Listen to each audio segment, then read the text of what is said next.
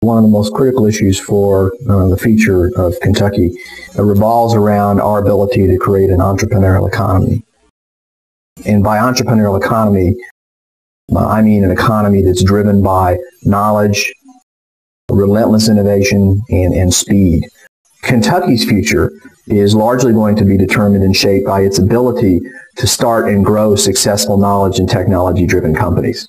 We clearly have to make a collateral effort in educating people at all levels on the technology and how to use the technology and the applications. Because of technology and other kinds of things, we're competing, need to compete just as aggressively with Germany and France and Japan and China as we would with Tennessee or Indiana or California. And that really raises a whole separate set of issues in terms of what's going to have to be done, kinds of investments that are going to have to be made, and the speed at which we're going to have to do those to keep up with an increasingly fast-moving world. What Kentucky has to do in order to really compete internationally and grow that type of economy is to begin making significant investments in issues like our universities, into research and development, into commercialization of new technologies, providing incentives for the creation of new types of capital in the state.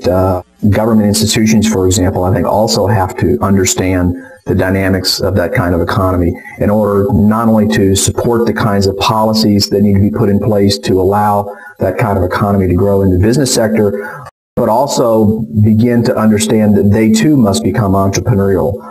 if they are in fact going to be able to keep pace with the change that is going on and be able to keep pace with the citizens and the companies that they're out there to serve.